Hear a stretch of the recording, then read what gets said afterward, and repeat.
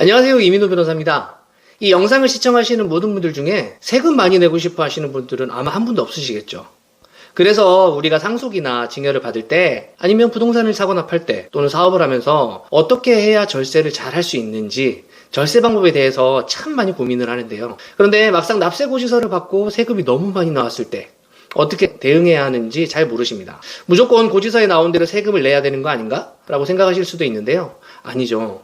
세무서의 처분이 부당하고 위법하거나 필요한 처분을 받지 못해 납세자인 나의 권리나 이익이 침해당했다 라고 한다면 이 방법을 통해서 세금 처분을 취소시킬 수 있습니다. 바로 조세불복제도인데요. 조세불복이라는 단어 자체를 처음 듣는 분들도 많으실 거예요. 그런데 누군가는 이 제도를 잘 활용해서 억울한 세금을 내지 않고 있습니다. 국세청 자료에 따르면 2018년부터 2022년 5년 동안 이 조세불복에 의해서 납세자에게 돌아간 국세환급금이 무려 8조 2,300억 원에 달한다고 합니다.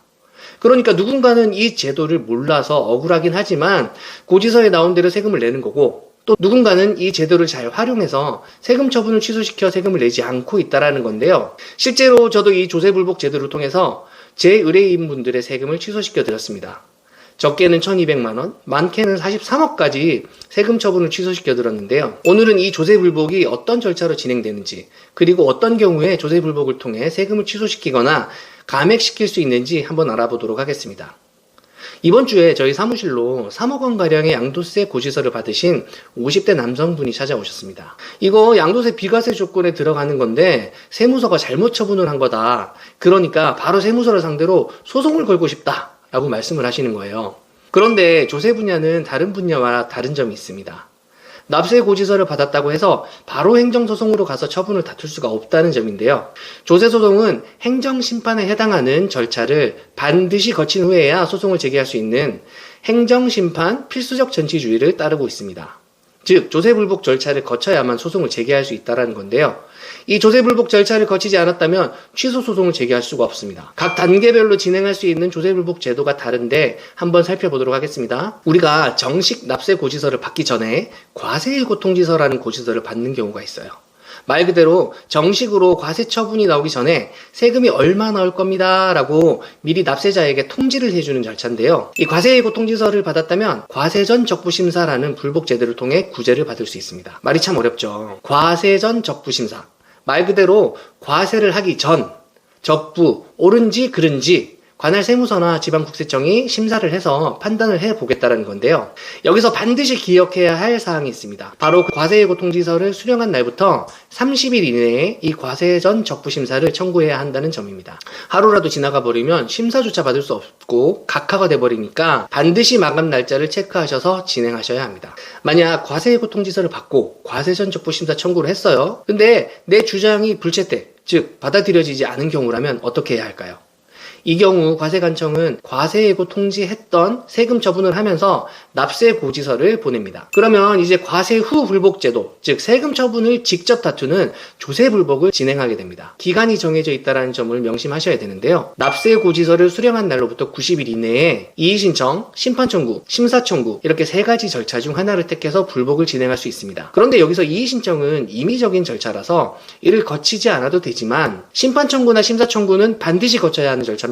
따라서 이의 신청을 했다고 해서 바로 소송을 할 수 있는 것이 아니라 심판청구나 심사청구의 절차를 거쳐야 행정소송을 할 수 있는 것입니다. 이 세 가지 절차의 가장 큰 차이점은 바로 판단 주체가 다르다는 점인데요. 이의 신청은 관할 세무서나 지방국세청이 결정을 내립니다. 심판청구는 조세심판원이라는 별도의 기관이 결정을 내리고요. 심사청구는 국세청이나 감사원이 결정을 내리게 됩니다. 만약에 이 단계에서도 내 주장이 인용되지 않았다, 기각이 되었다 라고 한다면 이제 행정심판의 단계는 끝이 나고 행정소송을 제기해서 법원의 판단을 받아볼 수 있게 됩니다. 여기까지 들으면서 뭔가 복잡하다, 바로 소송으로 가면 되지, 왜 이렇게 여러 절차를 거쳐야 되는 건가, 이런 생각이 드실 수도 있는데요. 그런데 반대로 생각해보세요. 다른 분야와는 달리 조세 분야는 소송에 가기 전에 여러 번의 제도를 통해서 구제를 받을 수 있는 기회가 있다는 겁니다. 그렇기 때문에 실제 납세 고지서를 받으셨다면 이 제도를 어떻게 활용해서 처분을 취소시킬지 그 대응 전략에 대해서 고민하는 게 더 중요합니다.